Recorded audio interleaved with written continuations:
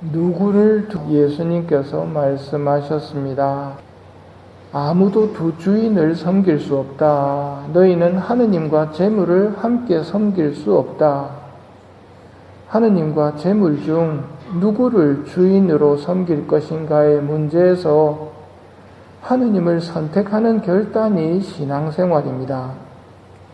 우리는 천지의 창조주이신 하느님을 믿으며 마귀를 끊어버립니다 하고 서약하였고, 우리의 주인님은 하느님이심을 고백한 사람들입니다. 오늘 독서에서 이사야는 하늘 성전의 모습을 보게 됩니다. 영광 가득한 모습을 보면서 이사야는 제일 먼저 나는 망했다는 생각을 합니다. 입술이 더러운 사람이다 하면서 자신의 약점을 떠올립니다. 그런데 솔직하게 그걸 인정하자 하느님께서 그걸 해결해 주십니다. 사람들 가운데 하나가 타는 숯을 부짓개로 집어 내 입에 대고 말하였다. 자, 이것이 너의 입술에 닿았으니 너의 죄는 없어지고 너의 죄악은 사라졌다. 이렇게 이사야는 정화됩니다. 하느님께서는 우리가 솔직할 때 우리의 약점과 더러움을 해결해 주시지만 위선자는 미워하십니다. 이 사실을 기억하고 고해성사에 임하는 사람이 지혜로운 사람입니다. 여럿이 식사하는 자리에서 친밀도가 드러납니다. 주교님하고 식사 자리라고 생각해 봅시다. 어디부터 앉습니까? 저 끝에서부터요. 마지막에 남는 자리가 어디입니까? 예, 거기입니다.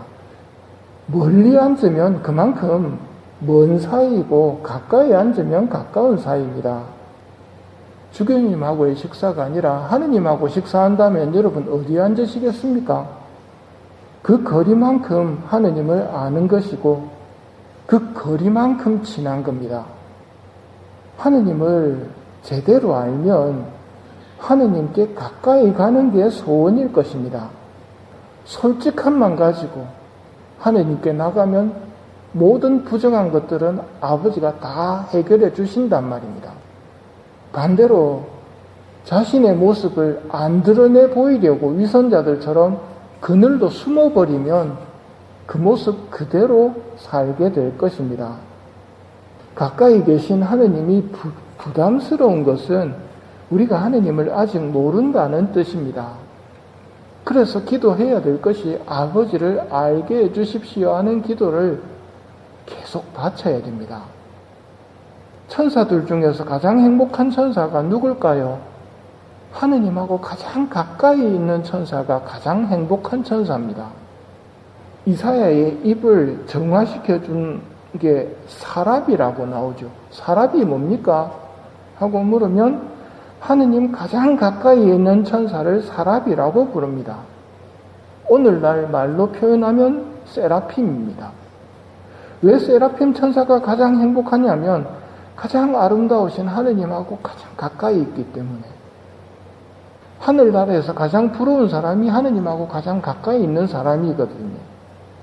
정화가 필요한 이사야가 솔직하게 자신의 단점을 인정하자 세라핌 천사를 보내 해결해 주시는 분이 하느님이십니다.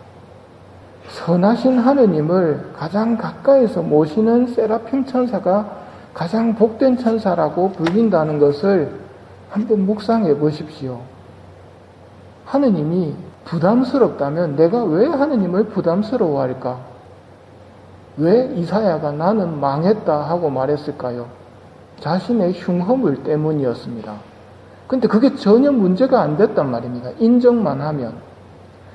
하느님은 얼마나 선하시고 아름다우신 분인지 묵상해서 여러분이 답을 찾으셔야 됩니다.